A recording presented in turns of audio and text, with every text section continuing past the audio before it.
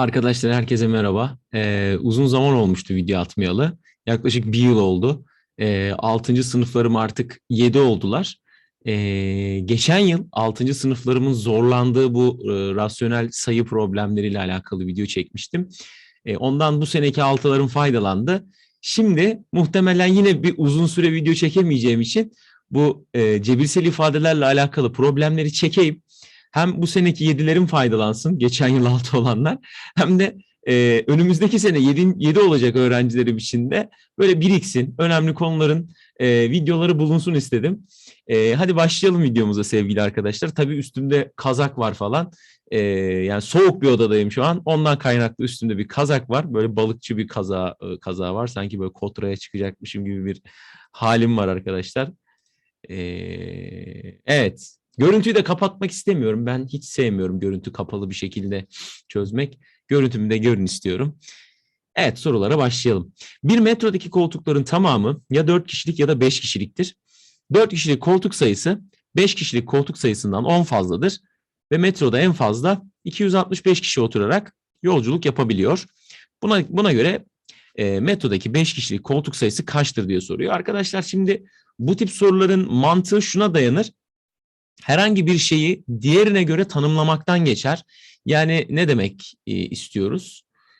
Kalemimizin boyutunu biraz ufaltalım.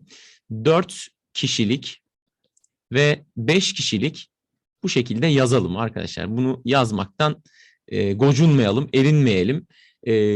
Sonuçta bir resim haline dönüştürdüğümüzde, yani gözümüzün önünde var olan verileri resmettiğimizde biz olayı çözebiliriz. Bunu bir şey gibi düşünün, yani çözülmesi gereken bir bulmaca gibi düşünün. Yani bulmacayı kafanızdan çözemezsiniz. Bunu da kesinlikle yazmaktan gocunmayın, erinmeyin. İşte soruların üstüne bir kere yazmayın. Yani şuralarına işte 5 yazayım, şuralarına 4 yazayım falan. Buraları böyle karıştırmayın arkadaşlar.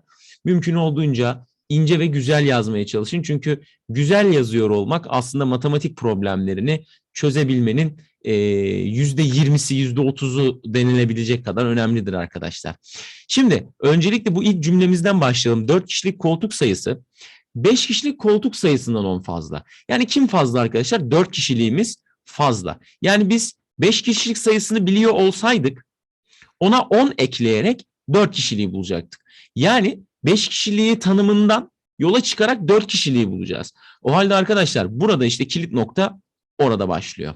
Kime x diyeceğimiz ortaya çıkıyor aslında. 5 kişiliğe 10 ekleyerek 4 kişiliği tanımlamış olacağım. Tek bir değişkenli olayı bitirmiş olacağız. Buna x artı 10 diyeceğiz.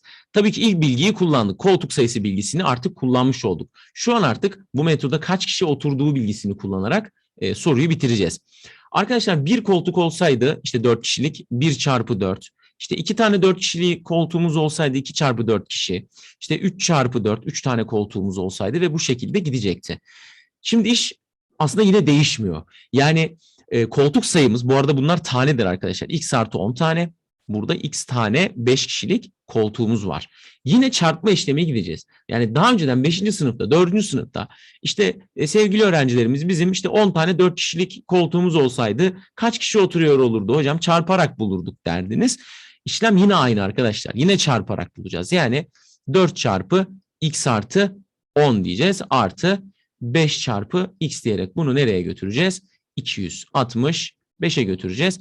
Tabii ki çarparken dağıtma işlemini unutmuyoruz. 4x artı 40 artı 5x eşittir 265. Ne olacak? 9x artı 40 eşittir 265. 40 öbür tarafa attım. 9x ne oldu? 225 oldu. Rakamları topladım 9. İçim rahatladı. 225'i 9'a bölüyorum. Bu hesap makinesi kullanmıyorum arkadaşlar. Biliyorsunuz hesap makinesi sınavda olsaydık kullanamayacaktık. Şu anda kullanmıyoruz. 2 kere 9 18, 45, 5 kere 9 45 çıkardık 0.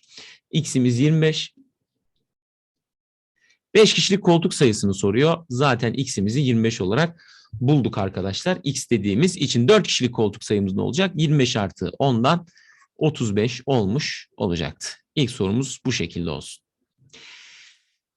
Evet, geldik ikinci soruya. Bir sınıftaki her bir öğrenci satranç, müzik ve resim kurslarından herhangi birine gitmektedir. 3 tane kursumuz var. Yazalım. Yazalım arkadaşlar. Satranç, yazmaktan çekinmeyelim. Müzik, yani hiçbir şey yazamıyorsak, hiçbir şey yapamıyorsak yazalım yani. Resim. Tamam, 3 tane kursumuz var. Satranç kursuna giden öğrenci sayısı, şimdi satrancın tanımı geliyor. Belli ki birine bağlayacağız. Müzik kursuna giden öğrenci sayısının, yani buradan, bak kimden tanımlayacağım ortaya çıkıyor. Müzikten yola çıkıp satranca ulaşacağım. Demek ki müziğe bir şey söylemem lazım. 2 katından 7 eksikmiş. Müziğe gidenlerden 2 katından 7 eksik. O halde müziğe x dediğimde müziğin 2 katını alırsam ne olacaktır? 2 ile çarpacağım. Yani herhangi bir şeyin 2 katını almak için sayıyı bilmene gerek yok. 2x 7 eksiktir diyor. 7 eksik, sayıyı bilmiyoruz. O yüzden 7 çıkartıyoruz. Bu şekilde kalıyor. Cebirsel olarak kalıyor. 2x eksi 7. Resim kursuna giden öğrenci sayısı da satranç kursuna giden öğrenci sayısından 8 fazlaymış. Yani arkadaşlar 2x artı 7'ye ne ekliyorum? Özür diliyorum. 2x eksi 7 olacak. Yanlış olmasın. Benim böyle vardır arada hatalarım. Artı 8 eklediğimde 2x eksi 1 olacak. Sınıfta zaten 29 öğrenci var. Allah'tan şöyle bir şey dememiş. Hem satranç hem müzik kursuna falan dememiş. O biraz daha kümelere girer. Neyse ki. O halde bunları toplayalım. 2, 4, 5x. Sayıları toplayalım. Ne olur? Eksi 8 galiba. Değil mi? Evet. 5x eksi 8 eşittir 29. 29 eksi 8'i karşıya attım.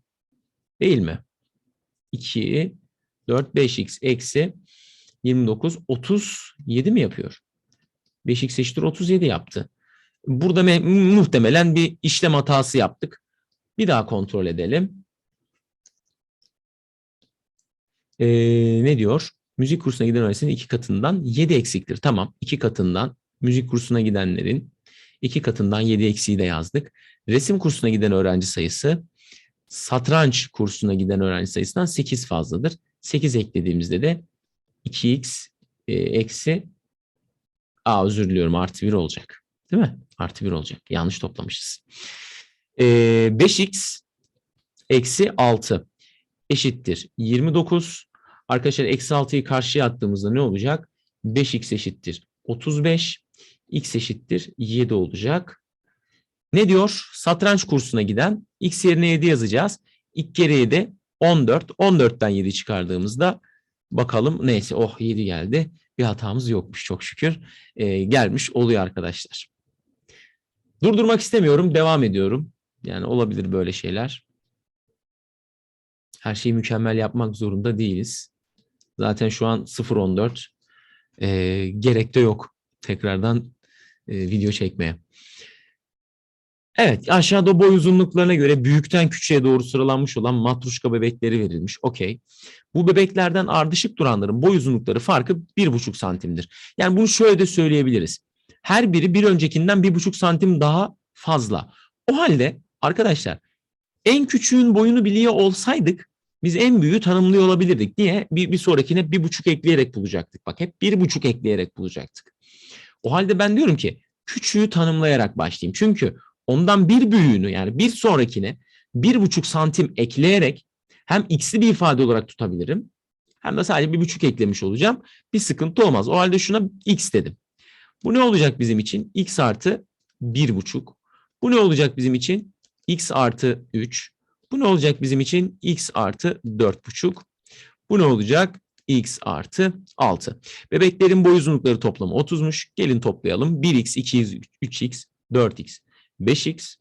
5x artı 1,5, 6 daha 7,5. 7,5, şurada bir 7,5 daha var, 15. Eşittir 30. 5x buradan 15. X buradan 3. Arkadaşlar 6 santim 3 santim eklediğimde 9 santim olarak bulacağız. Dediğimiz gibi bizim için burada önemli olan detay tanımlamak. Yani herhangi birini tanımladığınızda diğerinin ondan kaç santim uzun olduğu ya da kaç kilogram ağır olduğu ya da aralarındaki mesafenin ne olduğu bir sürü şey var. Ekleyerek, çıkararak, bölerek bir diğerini tanımlamaya çalışmak aslında. Temel mantığımız buna dayanıyor. Aşağıda içinde kare biçiminde bir havuz. Bu önemli. Kare. Buralar hep 5 metreymiş.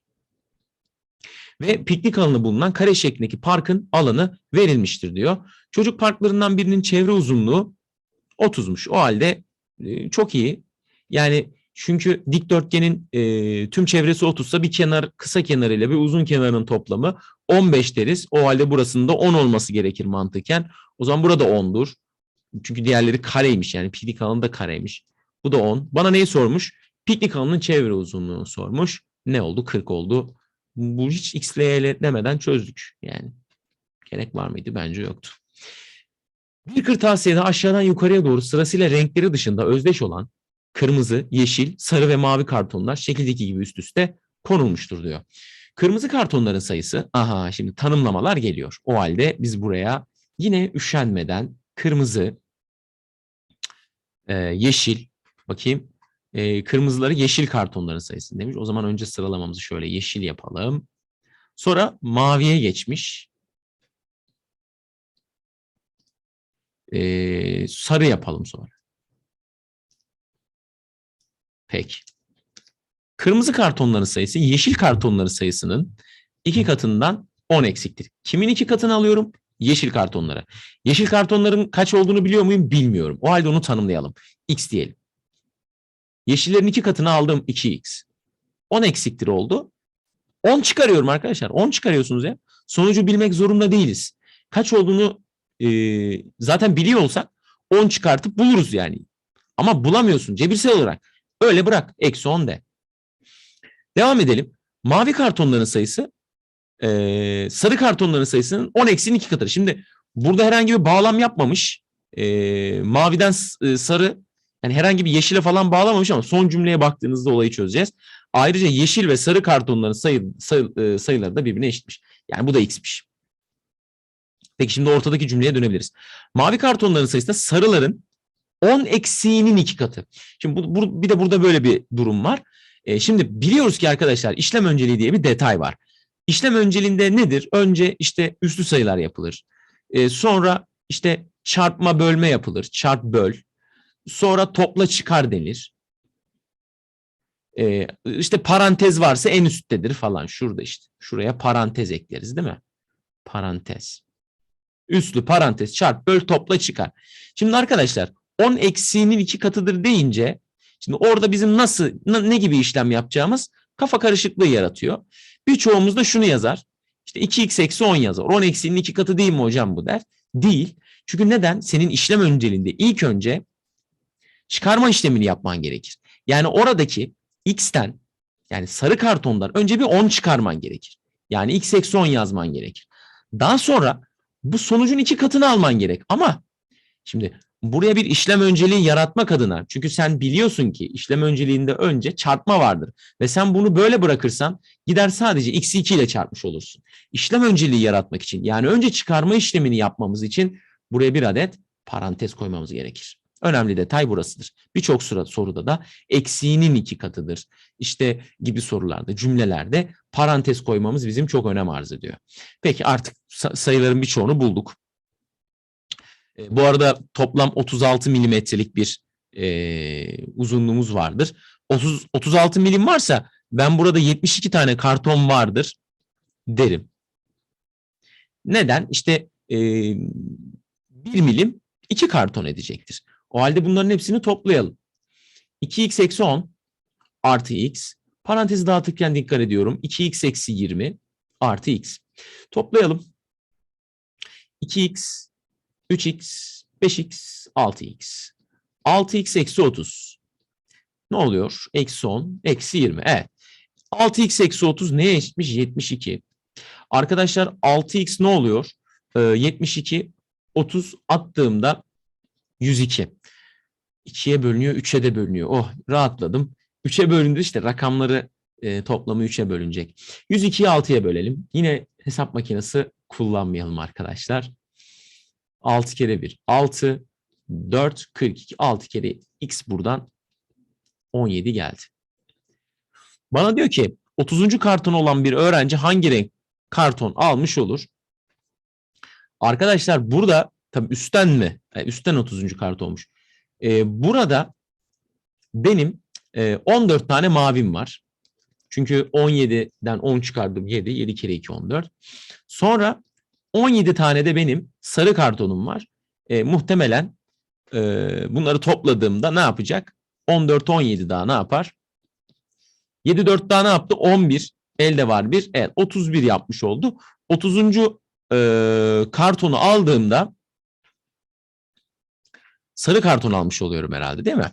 Çünkü burada 14 tane, burada 17 tane varsa üstten 31. sıraya kadar sarıdır ve 30. kartonda sarı olacaktır diyoruz arkadaşlar. Evet. Bir sıkıntı yoksa devam edelim.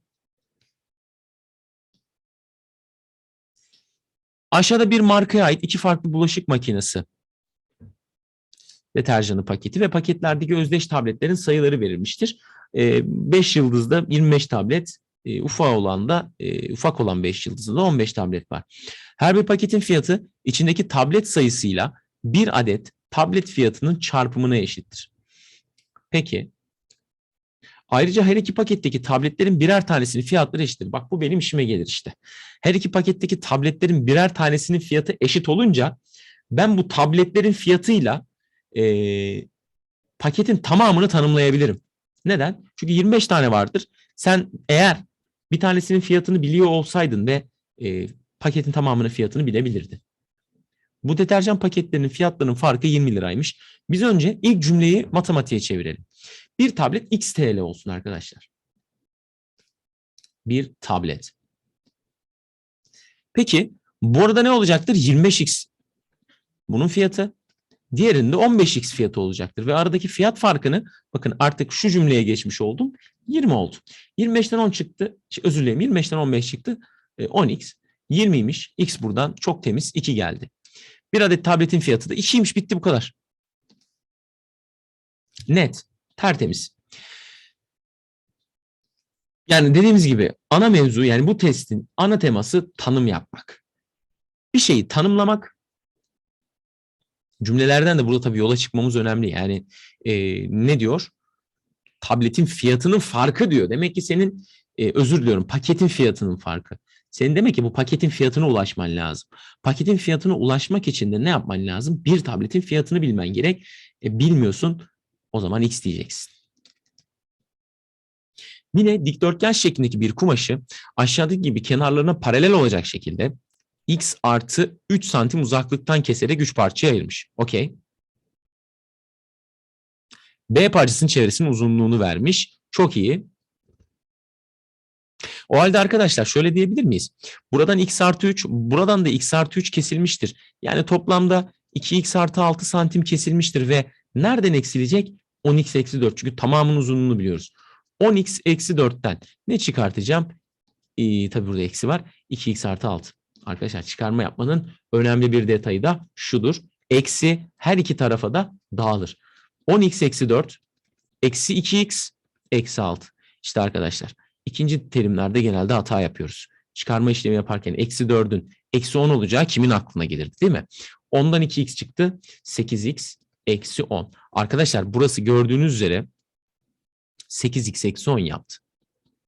Benim kullandığım bir yöntemdir. B parçasının çevre uzunluğu 108 santimse kısa kenarıyla uzun kenarının sadece toplamı 54 santimdir. O halde ben de bir şuradaki 8x eksi 10 ile şuradaki 6x artı 8'in toplamını 54'e eşitleyeceğim. 6 8 daha 14x eksi 10 ile artı 8'i topladığımızda da burada eksi 2 gelecek. 14x eşittir 56. X buradan umarım 4 gelir. 4 gelir. Evet 4 gelecektir. Ne diyor? Bu kumaşın kesilmeden önceki alanı maşallah binlerde şıklar var. X 4'müş. Keşke öğrencime soru çözüyor olsaydım. Buradan bulursun cevabını derdim de neyse demiyorum. Bulalım. Yine hesap makinesi kullanmıyoruz sevgili arkadaşlar. 6 kere 4 24. 24 8 daha 32. Burası 32 geldi. 10 ile 4'ü çarptım. 40 36. Haydi bakayım 32 ile de 36'yı çarpıyoruz. 6 kere 2 12. O çok iyi. Şu iki şıkkı eledim. Ama bir 152 mi çıkıyor? 6 kere 2 12. Elde var bir. 3 kere 6 18. 19. 3 kere 2 6. 3 kere 3 9. 2 15. Evet, 5'li olan 52'li olan kesinlikle cevap olmuş oldu. Neyse, buraya da 11 yazalım da sıkıntı olmaz. Doğru cevap mı? Evet, doğru cevap. Devam edelim. Aşağıda dikdörtgen ve kare biçimindeki iki bahçenin kenar uzunlukları verilmiş. Tamam, verilmiş olsun. İnceledik, baktık. Dikdörtgen biçimindeki bahçenin alanı 90 metrekaredir diyor. Sevgili arkadaşlar, bir dikdörtgenin alanı nasıl bulunuyorsa yine aynı o şekilde dikkat edeceğiz. 2x-3 ile 6'yı çarpacağım ve bu sonucu 90'a eşitleyeceğim. Normalde 6'yı burada dağıtmamız beklenir. Ben size burada şöyle değişik bir yöntem yapayım. Siz tabii oradan da yapabilirsiniz. Sıkıntı olmaz. 6 ile neyi çarparsam 90 olur? Tabii ki 15 arkadaşlar. Yani 90'mış ya. Burada her iki tarafı 6'ya böldüm de diyebiliriz. Yani 2x-3 burada neymiş? 15. Arkadaşlar eksi 3'ü karşıya. 2x eşittir 18. X buradan 9. Kare biçimindeki bahçenin alanı 9 kere 9 81 yapacak. Devam. Kenar uzunlukları 2x artı 3 ve 3x eksi 2 santim olan dikdörtgen şeklindeki eş kartonlar aralarında boşluk olmayacak ve üst üste gelmeyecek biçimde aşağıdaki gibi dizilerek kare biçiminde bir bölge oluşturulmuştur. Peki. Kareymiş. Enteresan. O halde bu bilgiyi kullanalım sevgili arkadaşlar. Kare biçiminde ya. Kare biçimi olunca ne oluyor? Her iki kenarı, daha doğrusu şu kenarıyla, burada gösterelim. Şu kenarın uzunluğu birbirine eşit. O halde şöyle diyebilir miyiz? Ben 3 tane 3x eksi 2'nin uzunluğuyla 4 tane 2x artı 3'ün uzunluğu birbirine eşit uzunluk olarak. Peki. Dağıtırsak 9x eksi 6 eşittir 4 kere 2 8x artı 4 kere 3 12 yapacak. Çok tatlı. Bunu buraya aldım. X geldi. X 18'miş. Bu bölgenin bir kenar uzunluğu kaç santimdir dediğinde istediğiniz herhangi birine yazabilirsiniz. Buraya yazalım mı? Buraya yazasım geldi. 36. 3 daha 39. 39'u 4 ile çarptım. Altılı şık varsa odur. Evet, budur diyorum cevap. 156. Hiç çarpmıyorum bile. Evet arkadaşlar, bu test bu kadar yetsin. Bir sonraki video çekersem bakarız. Görüşürüz inşallah. Kendinize çok iyi bakın. Çekerim herhalde ya, bu testi de çözelim isterim. Video çok uzun olmasın diye devam ettirmiyorum, yani amacım o. Kendinize çok iyi bakın. Uzun zamandır video çekmiyorduk. Bu şekilde videomuzu da çekmiş olduk. Kendinize iyi bakın. Hoşça kalın.